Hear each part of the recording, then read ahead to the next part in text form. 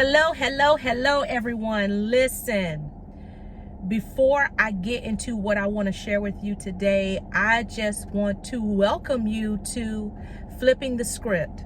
Now, you're probably thinking to yourself, wait a minute, isn't this Tasha from Just One? Because just one person can make a difference. And yeah, that's me.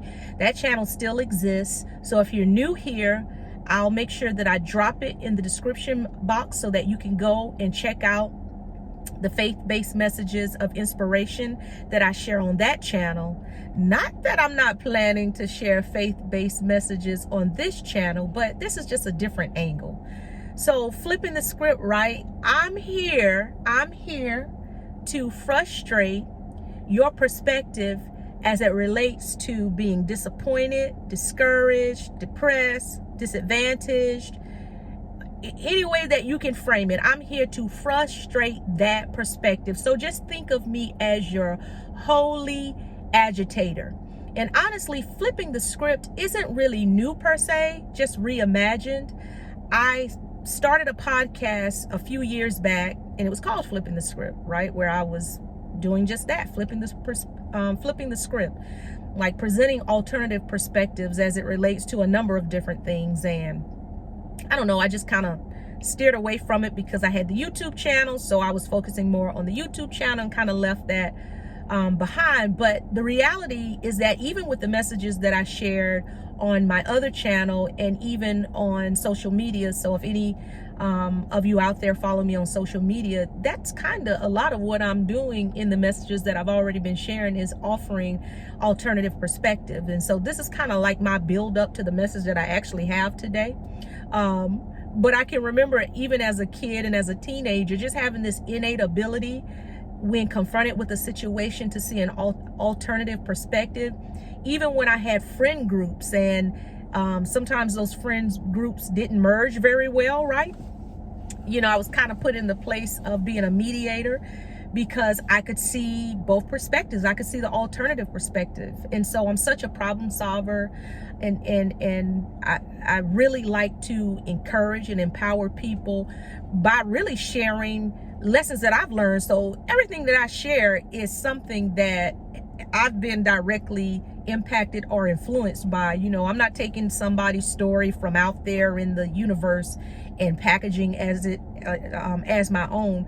I don't have the energy for that. I have too much stuff going on in my life to do that. So everything I share with you are things that I've moved through or maybe currently moving through. And I just have to be honest and tell you that today's message is really, really very simple, but I hope profound.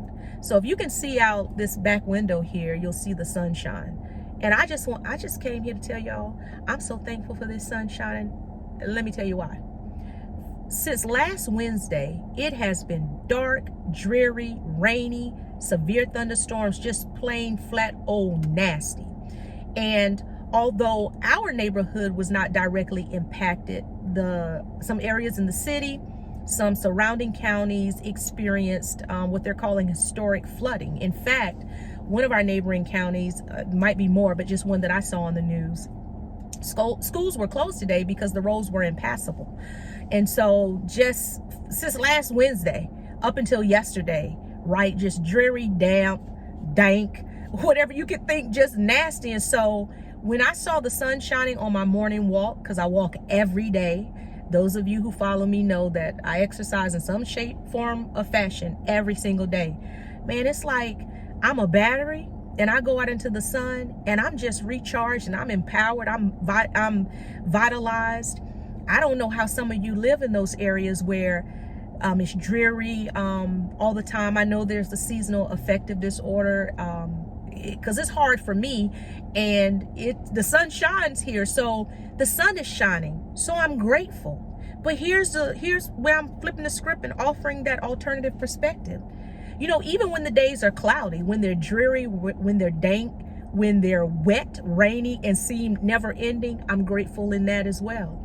Now, my grandmother used to have this saying, and a lot of elderly people of her generation had this saying: if you live long enough, if you live long enough. And you can frame that in so many ways. And I'm telling you, if you live long enough, there is a perspective that comes and a wisdom that comes with aging. And so I am profoundly grateful for every day that I am upright and that I have breath in my lungs. And as the old people would say, I am clothed in my right mind.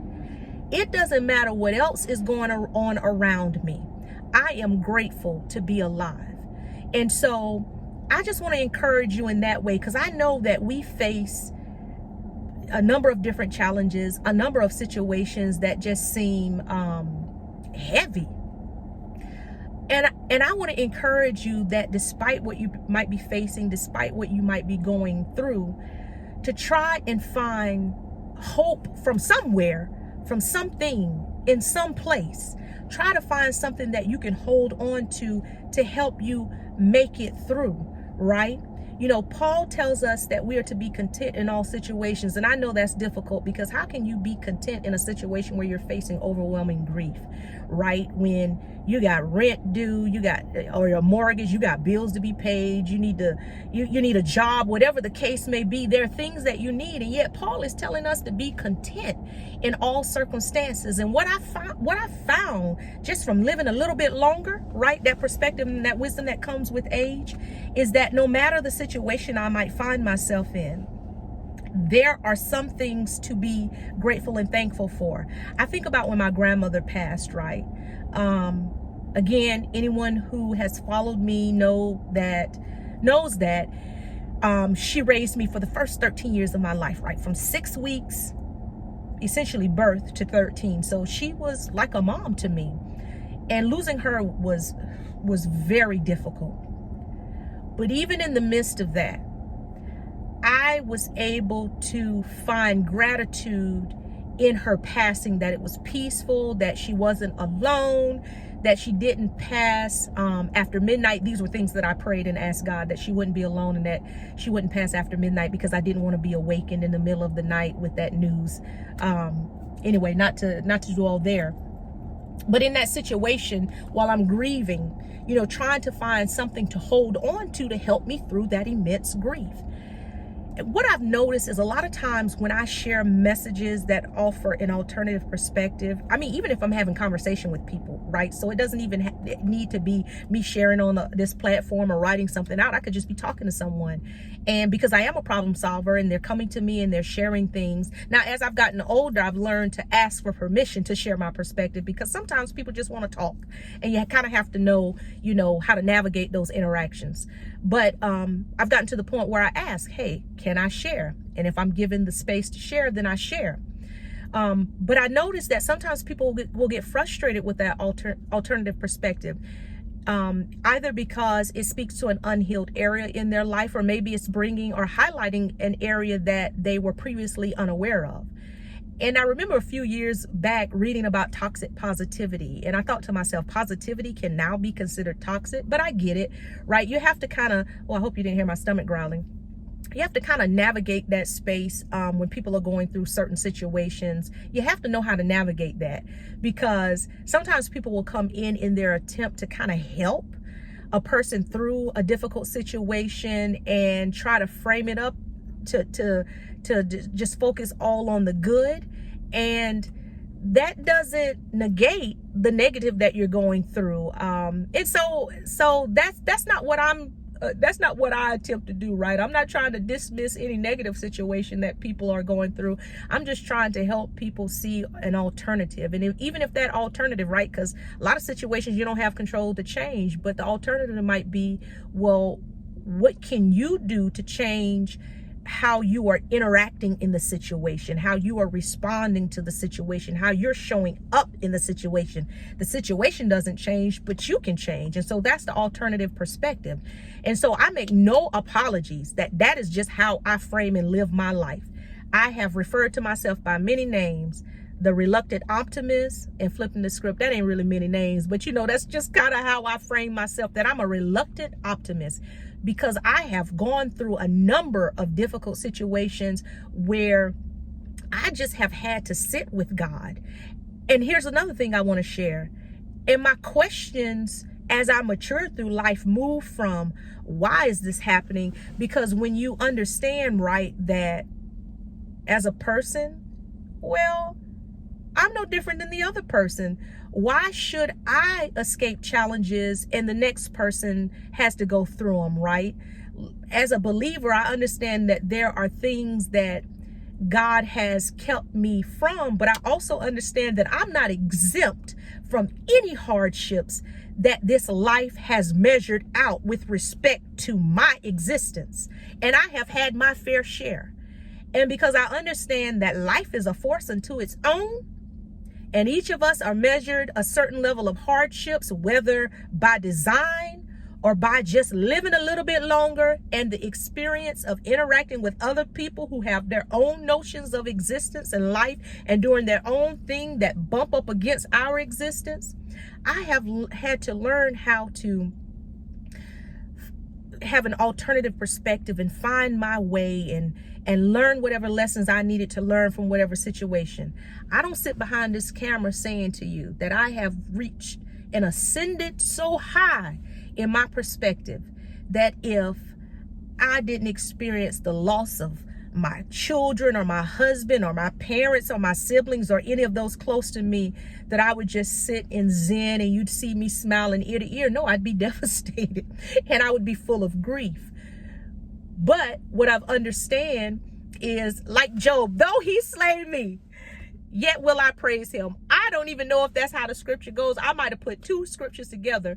But what I'm saying is I learned that in God's sovereign will, it is whatever it is. And so it's less about why is this happening to me, because I'm not exempt from hardships, but how can I move through it? That's the alternative perspective for you as well. Less of why is this happening to me, and how can I move through the things that are happening to me? So yes, this was a simple message that started out with me expressing gratitude for the sun shining, because I am thankful for the sun shining.